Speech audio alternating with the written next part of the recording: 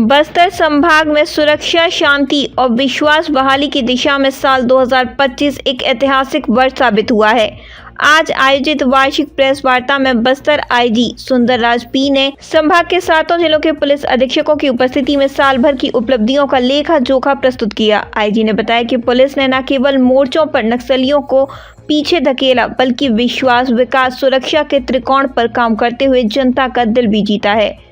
नक्सल विरोधी अभियान शीर्ष नेतृत्व का सफाया। वर्ष 2025 सुरक्षा बलों के लिए बड़ी रणनीतिक बढ़त का साल रहा। सुरक्षा बलों ने नक्सली संगठन के हृदय स्थल तक पहुंच बनाकर 30 कैडरों को ढेर किया है। बड़ी सफलताएं। मुठभेड़ में भाकपा माओवादी के जनरल सेक्रेटरी पीबीएम बसवा राजू, सीसीएम जयराम उर्फ रेड्डी और कोसा उर्फ सत्यनारायण रेड्डी जैसी दुर्दांत नक्सली मारे गए।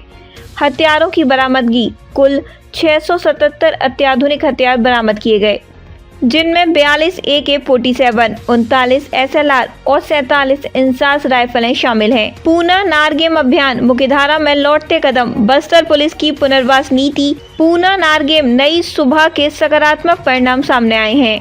अब तक कुल 1573 माओवादियों ने आत्मसमर्पण किया है। ऐतिहासिक दिन 17 अक्टूबर 2025 को एक साथ 210 माओवादियों ने रिकॉर्ड आत्मसमर्पण कर समाज की मुख्यधारा में जुड़ने का फैसला लिया। आत्मसमर्पित कैडरों को वित्तीय सहायता और व्यावसायिक प्रशिक्षण देकर उनके पुनर्वास को सुनिश्चित किया जा रहा है। सुरक्षा कैंप और अधोसंरचना विकास। आईजी ने जानकारी दी कि नक्सल प्रभावित क्षेत्रों में प्रशासनिक पहुंच बढ़ाने के लिए 58 नए सुरक्षा कैंप स्थापित किए गए हैं। Bijapur 22 camp, Narayanpur 24 camp, Sukma 12 camp. इन कैंपों के माध्यम से इंटीग्रेटेड डेवलपमेंट के तहत शिक्षा, स्वास्थ्य, बिजली, बैंक और सार्वजनिक वितरण प्रणाली PDS की सुविधाएं अंदरूनी गांव तक पहुंचाई जा रही हैं। अपराध नियंत्रण और नशीले पदार्थों पर लगाम। बस्तर पुलिस ने सामान्य अपराधों और नशे के कारोबार पर भी कड़ी कार्रवाई की है। NDPS एक्ट साल 2025 में 147 प्रकरण दर्ज कर 222 आरोपियों को गिरफ्तार किया गया। लगभग 15.64 करोड़ रुपए मूल्य के मादक पदार्थ, गांजा, चरस आदि जब्त किए गए।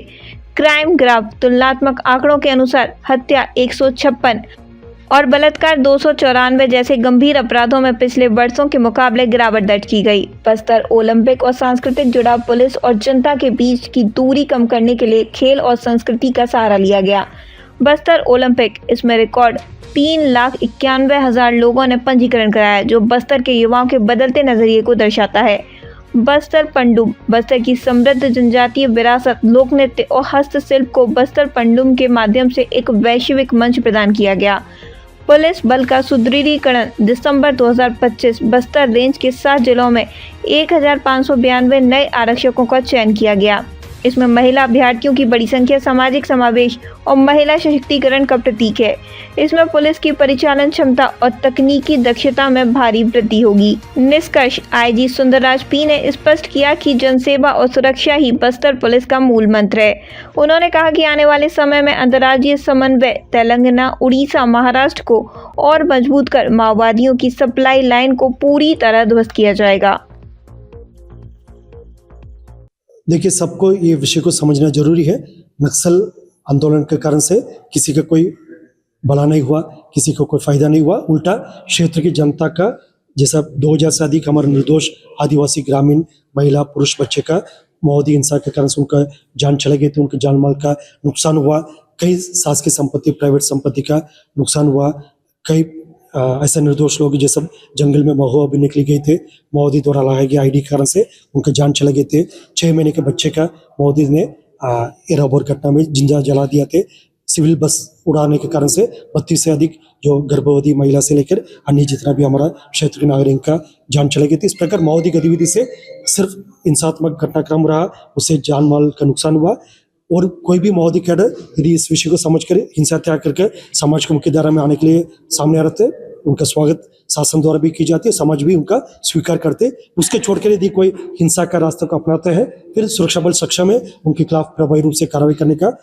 जैसे हिड़मा के पास भी एक विकल्प थे हिंसा त्याग कर आकर पुनर्वास करने के लिए। यदि वो विकल्प को इस्तेमाल नहीं किया, फिर दूसरा प्रांत में उनके खिलाफ जो भी कानूनी कार्रवाई किया, सबके सामने इस विषय को पहले से जो संबंधित स्टेट ने रख दिया गया। और बाकी शेष जो माओवादी कैडर हैं उनके पास भी अभी एक विकल्प है। जैसा उस समय पूवर्ती गांव में प्रदेश के माननीय उप मुख्यमंत्री महोदय, संभाग के वरिष्ठ प्रशासनिक अधिकारी, हम और एसपी साहब, कलेक्टर साहब सब लोग गए थे। जो उनके दोनों के परिजन से मिला है, उनके माध्यम से भी अपील की गई थे। उनकी एक का जो माडवी हिडमा है, जो आंध्र प्रदेश की एक्शन में उनका डेड बॉडी रिकवर की गए थे। दूसरा के पास एक ऑप्शन है बारसादेवा, उन्होंने इस ऑप्शन को इस्तेमाल किया नहीं किया, आने वाला बहुत जल्दी आपको पास ये जानकारी मिल जाएगा। और बाकी माओवादी के पास भी ये विकल्प है, यदि सही समय पर सही निर्णय लेकर आ जाएगा बेहतर होगा, और उनके लिए भी और क्षेत्र की जनता के लिए भी हिंसा का आतंक से मुक्ति मिल जाएगा। और आने वाले समय बस्तर एक सकारात्मक स्वरूप में सबके सामने उभर कर आएगा। Thank you.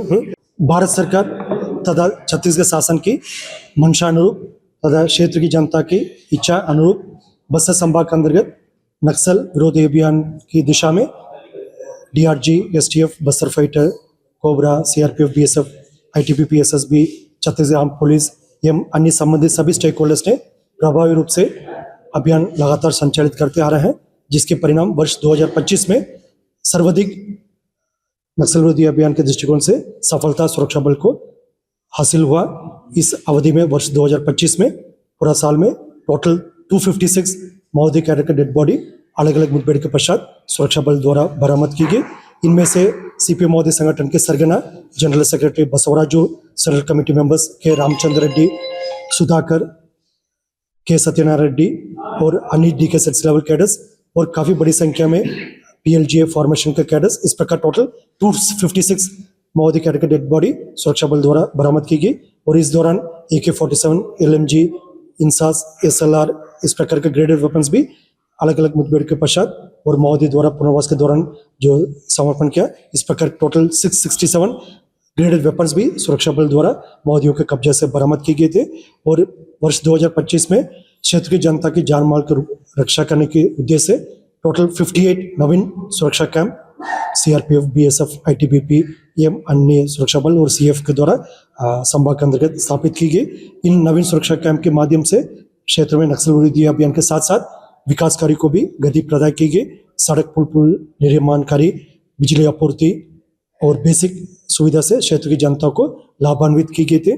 और अन्य जितना भी जो अपराध है, जिसमें बॉडी रिलेटेड ऑफेंसेस है, संपत्ति संबंधित अपराध है, महिला के विरुद्ध में जो अपराध है, उसमें बस्तर संभाग के अंतर्गत वर्ष 2025 में एक आंशिक कमी देखने मिला है। सड़क दुर्घटना में होने वाला जो मृत्यु और नुकसान में भी वर्ष 2025 विगत साल की तुलना में बस्तर संभाग के अंतर्गत एक आंशिक कमी हमको देखने मिला है। वर्ष 2026 के लिए हमारा एक लक्ष्य है, एक संकल्प है।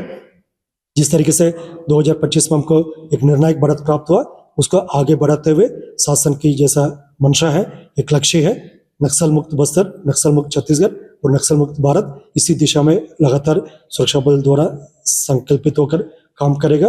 और आने वाला बहुत जल्दी बस्तर संभाग के अंतर्गत नक्सल गतिविधि को पूर्ण रूप से समाप्त करते हुए इलाके में एक सुरक्षित वातावरण निर्माण करने के साथ साथ विकास कार्य को भी गति दिया जाएगा। और इसी दिशा में हमारा सभी जिला में सुरक्षा बल, पुलिस एवं सभी संबंधित स्टेक होल्डर्स लगातार आने वाले समय में एक मजबूत संकल्प के साथ, एक मजबूत इरादे के साथ कार्रवाई करेगा। इस दौरान मैं क्षेत्र की रक्षा के लिए हमारा सुरक्षा बल सदस्य जिन्होंने सर्वोच्चतम बलिदान दिया, उन सबको भी नमन करते हैं। और उनकी जो बलिदान से प्रेरणा लेकर आने वाला बहुत जल्दी इलाके में नक्सल गतिविधि को पूर्ण रूप से समाप्त करने में हम संकल्पित होकर काम करेंगे।